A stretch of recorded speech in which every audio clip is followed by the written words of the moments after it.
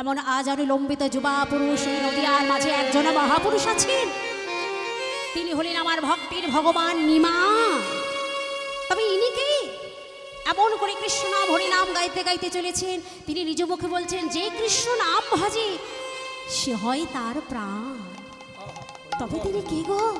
কে গো এমন কৃষ্ণ নাম গাইতে গাইতে চলেছে? কে তুমি? ভক্তির ভগবান সেই নিমাই পণ্ডিত ধীরে ধীরে কাছে এসে বলছে, গোবিন্দ ঘোষ। কে? আমি তোমার নিমাই পণ্ডিত। প্রভু, প্রভু তুমি এসেছো, আমার ডাকে তুমি সাড়া দিয়েছো প্রভু। এই অধমকে কৃপা করবে বলে তুমি এসেছো প্রভু। আগে তুমি উত্তর দাও, এই গভীরে নিশীথে একা একা গঙ্গার জলে তুমি কি করছো? প্রভু, তুমি আমায় বলেছিলে আমি হরিনাম না ভুলে যেতে, কৃষ্ণ নাম না ভুলে যেতে। কিন্তু আমি যখন হরিনাম কৃষ্ণ নাম গাইছি, আমার স্ত্রী আমায় বলল, আমি যদি কৃষ্ণ নাম না বন্ধ করি তবে কৃষ্ণমূর্তি গঙ্গার জলে ভাসিয়ে দেবে। তুমি বলেছিলে, তুমি বলেছিলে আমি যখন সংসারের জ্বালা সহ্য করতে পারবো না তুমি আমায় দেখা দিবে, তোমাকে ডাকলে এই তো আমি দেখা দিলাম। প্রভু তুমি বলে দাও, তুমি যখন আমায় দেখা দিলে তাহলে বলে দাও আমার উপায় কি হবে? আমি কি কৃষ্ণ নাম ভুলে যেতে পারি? তুমি তো জানো প্রভু, কৃষ্ণ নাম ছাড়া আমি কখনো বাঁচতে পারবো না। যে হরির নাম, যে কৃষ্ণ নাম আমার দেহ মন প্রাণ শীতল করে দেয়, যে কৃষ্ণ নামে করলে আমার সমস্ত দুঃখ দূরীভূত হয়ে যায়। তুমি বলো সেই দেহ শীতল করা কৃষ্ণ নাম আমি কেমন করে ভুলে যাই? তুমি আমাকে উপায় বলে দাও, আমার উপায় কি হবে? আমি কোনটা রাখবো তুমি বলে দাও। গোবিন্দ ঘোষের মস্তকে হস্ত রেখে নিমাই পণ্ডিত বললেন, গোবিন্দ ঘোষ, আজ থেকে তোমার সংসারে আর কোনো অশান্তি দেখা দেবে না। আজ থেকে তোমার সংসারে আনন্দের বন্যা বয়ে যাবে। গোয়াল ঘর পরিপূর্ণ আবার গরু বাছুরে ভরে যাবে। সুন্দর করে তুমি চাষের কাজে মন দেবে, মাঠ ভরা ফসল ফলবে। তবে আজ থেকে 1 বৎসর পরে তোমার গৃহ আলো করে চাঁদের মতো একটা ফুটফুটে পুত্র সন্তান জন্ম নেবে। বলো তো তুমি তার কি নাম রাখবে? কি বললে প্রভু? সংসারে আর কোনো অশান্তি হবে না, মাঠ ভরা ফসল পাবো, গোয়াল ভর্তি গরু বাছুর পাবো। আজ থেকে 1 বছর পরে আমার গৃহ আলো করে আমার সন্তান আসবে, আমি সন্তানের জনক হব। ও প্রভু, তুমি যখন সবই বলে দিলে, যে সন্তান আমার ঘরে আসবে সেই সন্তানের কি নাম রাখবো ওটা তুমিই বলে দাও। ভগবান বললেন, সেই সন্তানের নাম রেখো গোপী না। আনন্দে আত্মহারা হয়ে প্রভুর চরণের প্রণাম জানিয়ে গোবিন্দ ঘোষ চললেন গৃহাভিমুখে। অপরদিকে ভক্তিমতী মা আমার দুকর একত্রিত করে আমার রাধা গোবিন্দকে উদ্দেশ্য করে বলছে, ওগো কৃপাময়, ওগো দয়াময়, একটিবার তুমি কৃপা করো, একটিবার তুমি দয়া করো প্রভু। আমি জানি না, মনের অজান্তে আমি আমার স্বামী থেকে অনেক অকথা কুকথা বলেছি, তাই বুঝি আমার স্বামী আমায় ছেড়ে চলে গেছে। তুমি আমার স্বামীকে ফিরিয়ে দাও। হে জগৎ স্বামী, তুমি আমার স্বামীকে ফিরিয়ে দাও। এই জগৎ স্বামী প্রাকৃত জগতের স্বামীকে ফিরিয়ে দাও। জগৎ স্বামীকে ডাকলে তবে না ইহকালের স্বামী ভালো থাকে। জগৎ স্বামীকে যদি বলা হয়, হে জগৎ স্বামী, তুমি আমার ইহ জগতের এই যে স্বামী আছে, প্রাকৃত জগতের যে স্বামী আছে, একে তুমি সুস্থ রাখো, ভালো রাখো। বাহির জগতের স্বামীকে চরণ সেবা পূজা করলে তবেই না জগৎ স্বামীকে পুজো করা হয়। তুমি আমাকে কৃপা করো, আমার স্বামীকে তুমি আমার কাছে ফিরিয়ে দাও। বারবার ভগবানকে উদ্দেশ্য করে মাস্তাক লুণ্ঠন করছে, আর দেখা দাও, কৃপা করো, কৃপা করো বলতে বলতে অপরদিকে গোবিন্দ ঘোষ বলছে, ভক্তিমতী, ভক্তিমতী কে? আমি গোবিন্দ ঘোষ। তুমি ফিরে এসেছো? ছুটে গিয়ে স্বামীর চরণটা জড়িয়ে ধরেছে। স্বামী, তুমি আমাকে ক্ষমা করে দাও, মনের অজান্তে অনেক অকথা কুকথা তোমায় বলেছি। আজ আমি তোমায় কথা দিলাম, আজ থেকে তুমি যা চাইবে, তুমি যা বলবে সেটাই আমি করব। শুধু তুমি আমায় ছেড়ে চলে যেও না গো। এই জগতে তুমি ছাড়া তো আমার আর কেউ নেই, আমায় ছেড়ে তুমি চলে যেও না। আমি কথা দিলাম, তুমি যা বলবে, দরকার হয় তোমার সঙ্গে আমিও কৃষ্ণ নামে পাগল পাড়া হয়ে যাব। তুমি যদি হরিকে ডাকো, আমিও তোমার সঙ্গে হরিকে ডাকবো। তুমি যে কৃষ্ণকে ডাকো, আমি তোমার সঙ্গে কৃষ্ণকে ডাকবো। শুধু তুমি আমায় ছেড়ে চলে যেও না। গোবিন্দ ঘোষ স্ত্রীর বদনে এমন কথা শ্রবণ করে মনে বড় আনন্দ পেলেন। এই তো এটাই আমি চেয়েছিলাম। আমি যে পথে চলেছি, আমার সহধর্মিনীও যদি আমার এই পথে চলে তবে আমার স্বার্থ। আমার সহধর্মিনীকে নিয়ে আমি গর্বিত না, সে আমার সঙ্গে কৃষ্ণ নাম হরি নাম করতে চায়। তাই সহধর্মিনীকে বাহুবন্ধনে আবদ্ধ করলেন। ভগবানের কথা অনুযায়ী তার সংসারে আনন্দের বন্যা বয়ে যেতে লাগলো। দেখতে দেখতে গোবিন্দ ঘোষ সংসারের কাজে মগ্ন হলেন। দেখতে দেখতে যখন 1 বছরে পরিপূর্ণ হতে চলেছি, সংসারের কাজে, মাঠের কাজে যখন ব্যস্ত হয়ে আছে, দেখা গেল একজন সে শাবক দিচ্ছে, গোবিন্দ ঘোষ এই মাত্র দেখে এলাম তোমার গৃহ আলো করে চাঁদের মতো একটা ফুটফুটে পুত্র সন্তান জন্ম নিয়েছে। মাঠ ভরা সোনার ফসল নিয়ে যখন চাষের কাজে ব্যস্ত হয়ে আছেন গোবিন্দ ঘোষ, হঠাৎ সংবাদ পেলে তার গৃহ আলো করে একটা চাঁদের মতো ফুটফুটে সন্তান জন্ম নিয়েছে। আনন্দে আত্মহারা হয়ে ছুটতে ছুটতে চলেছে গোবিন্দ ঘোষ। গৃহাভিমুখে প্রত্যাবর্তন করলেন। সুতিকা মন্দির অর্থাৎ আতুর ঘরে প্রবেশ করে সন্তানের এই চাঁদ বদন দর্শন করে সমস্ত দুঃখ তার দূরীভূত হয়ে গেল। প্রভুর কথা অনুযায়ী, প্রভুর আদেশ অনুযায়ী সন্তানের নাম রাখলেন গোপীনাথ। মাতা ভক্তিমতী ছোট্ট গোপীনাথকে নিয়ে সুন্দর করে ঘুম পাড়াচ্ছেন, দোলনা দিয়ে ঘুম পাড়াচ্ছেন। আয় আয়, আকাশ ঘুমায়, বাতাস ঘুমায়, আর ঘুমায় আমার ছোট্ট গোপীনাথ। তাই মা ভক্তিমতী কি করছেন, ছোট্ট গোপীনাথকে আজকে ঘুম পাড়াচ্ছেন। আকাশ ঘুমা, বাতাস ঘুমা, ঘুমায় রাতে তারা, আমার সোনার মানিক ঘুমা।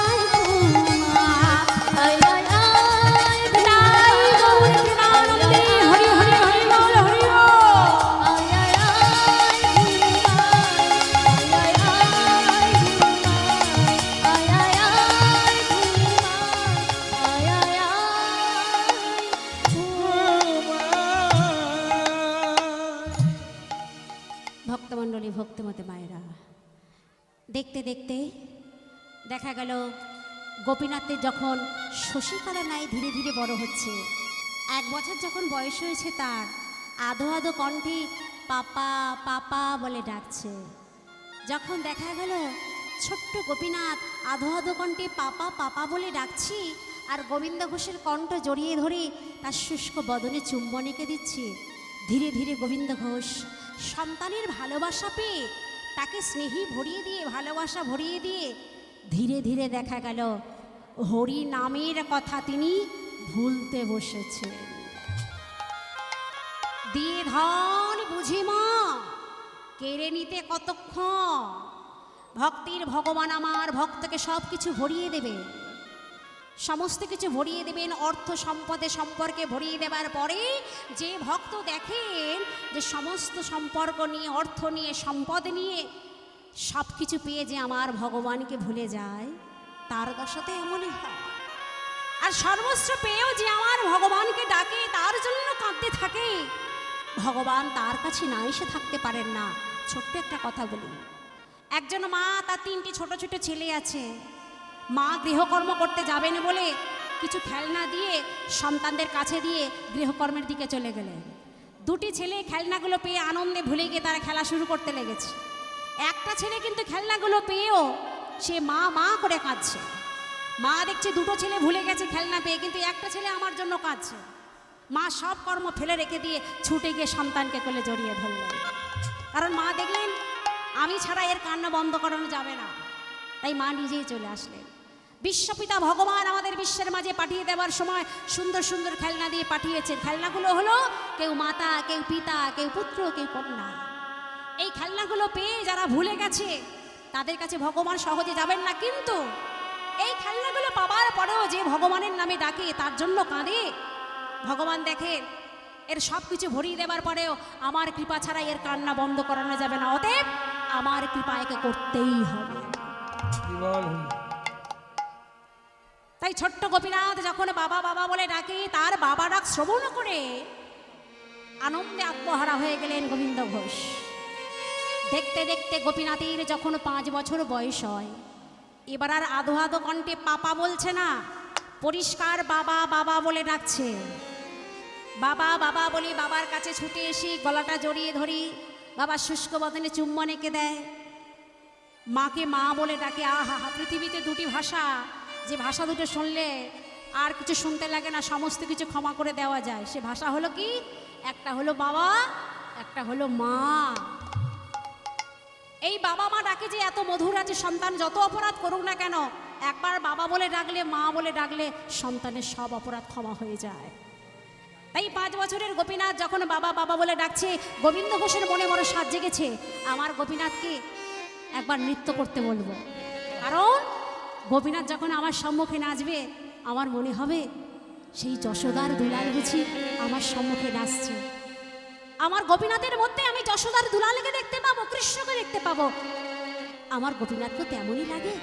গোপীনাথ বাবা, আমার সম্মুখে একবার সুন্দর করে নৃত্য করে দেখাতো বাবা।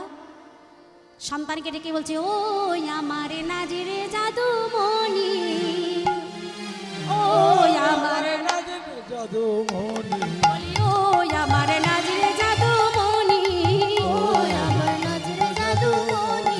আরে নাচিলে খাইতে দেব তোর ক্ষীর সরনানি, নাচিলে খাইতে দেব ক্ষীর সরনানি, ওরে নাচিলে খাইতে দেব ক্ষীর সরনানি, নাচিলে খাইতে দেব ক্ষীর সরনানি। বলি ও আমার নাচ কালো সোনা, ও আমার নাচ কালো সোনা, ও আমার নাচ কালো সোনা, আমার নাচ কালো সোনা। নাচিলে খাইতে দেব ক্ষীর সর ছানা। সুন্দর করে একবার নাচতো বাবা দেখি। মাথায় পাকড়ি মেরে দিয়েছেন যশোদার দুলালের মতো, আর হাতে তুলে দিয়েছে একটা বাঁশি। বলে বাবা একবার নাচতো দেখি, কারণ মনে মনে ভাববি কৃষ্ণ বুঝি আমার সম্মুখে নৃত্য করছে। তাই সুন্দর করে সাজিয়ে দেবার পরে আজকে গোপীনাথ কি করছে, সবার সম্মুখে, পিতার সম্মুখে সুন্দর করে নৃত্য আরম্ভ করেছে। বাজা।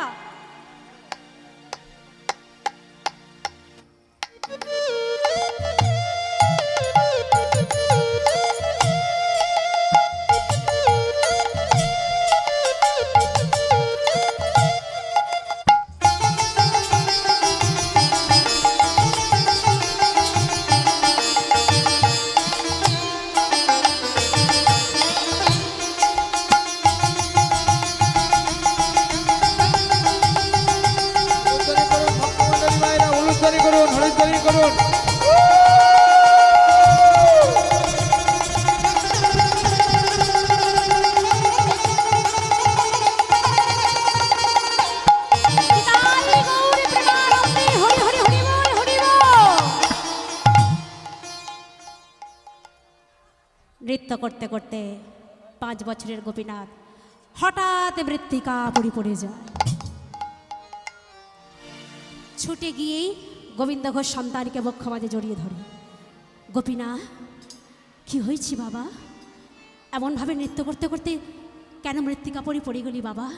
সন্তানের অঙ্গ স্পর্শ করে গোবিন্দ ঘোষ বুঝতে পারলেন তার গোপীনাথে জ্বর হয়েছে। সন্তানকে বক্ষ মাঝে তুলে নিয়ে ছুটতে ছুটতে গৃহাভিমুখে প্রত্যাবর্তন করলেন। শুধু গৃহে নয়, বক্ষ মাঝে জড়িয়ে ধরে সন্তানকে নিয়ে ছুটতে ছুটতে চললেন কবিরাজের কাছে। একটা কবিরাজ নয়, দুটো কবিরাজ নয়, দেখতে দেখতে অগ্রদ্বীপের মাঝে, নবদ্বীপের মাঝে যত কবিরাজ বৈদ্য হেকিম ছিল একে একে সবার কাছে দেখালেন গোবিন্দ ঘোষ। দেখতে দেখতে 3 মাস কেটে গেল, গোপীনাথের জ্বর আর ভালো হচ্ছে না। জ্বর ভালো হয়ে যাওয়া তো দূরের কথা, ধীরে ধীরে গোপীনাথের জ্বর আরো বেড়েই চলেছে। সত্য ফোঁটা পদ্মের মতো যার অঙ্গ আজকে শুষ্ক হয়ে গেছে, শুকনো হয়ে গেছে। গভীর বনমাছি গভীর রাত্রে সন্তানকে বক্ষ মাঝে জড়িয়ে ধরে গোবিন্দ ঘোষ চিন্তা করছি আর কোথায় নিয়ে যেতে বাকি আছে আমার গোপীনাথকে, আর কোথায় নিয়ে গেলে আমার গোপীনাথের জ্বর ভালো হয়ে যাবে। সন্তানকে বক্ষ মাঝে জড়িয়ে ধরে আকাশ বাতাস চিন্তা করছেন কোথায় নিয়ে যেতে হবে আমার গোপীনাথকে। সঙ্গে সঙ্গে সেই মুহূর্তে ছোট্ট গোপীনাথ বাবার কণ্ঠ জড়িয়ে ধরে বলছে, বাবা বাবা,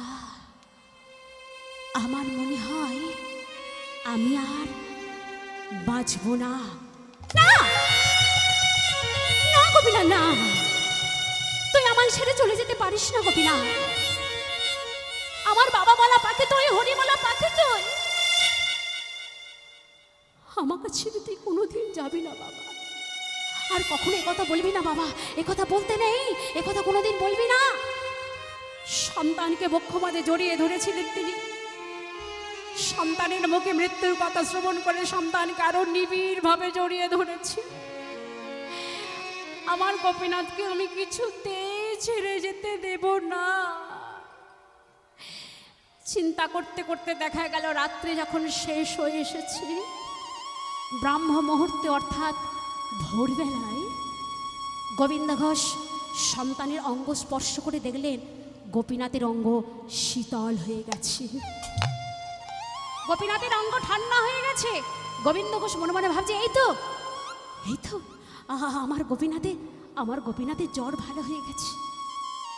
কতদিন আমি ওর মুখে বাবা ডাক শুনি না, কতদিন ওর মুখে আমি মধুমাখা কৃষ্ণ নাম শুনে নাই। এই তো গোপীনাথ, তোর তো জ্বর ভালো হয়ে গেছে বাবা। এবার আমাকে প্রাণ ভরে ভালো করে একবার বাবা বলে ডাকতে দেখি। আমার গলাটা জড়িয়ে ধরে সে আগের মতো বাবা বলে ডাকবে। আমার বদনে, এই শুষ্ক বদনে তুই চুম্বন এঁকে দিবি। তোর এই মধুমাখা, তোর বদনে এই মধুমাখা একবার কৃষ্ণ নাম তুই শ্রবণ করাবি আমাকে। বল বাবা, বল আমাকে একবার বাবা বলে ডাক। একই গোপীনাথ আমাকে বাবা বলে ডাকছে না কেন? অপেক্ষা করছে, হয়তো আমার গোপীনাথ আমার প্রতি অভিমান করেছে, রাগ করে হয়তো আমার সাথে কথা বলছে না। বেশ, প্রভাতকাল হয়ে গেলে আমার বাবাদের মায়েদের কাছে গিয়ে জিজ্ঞাসা করবো আমার গোপীনাথ কেন কথা বলছে না।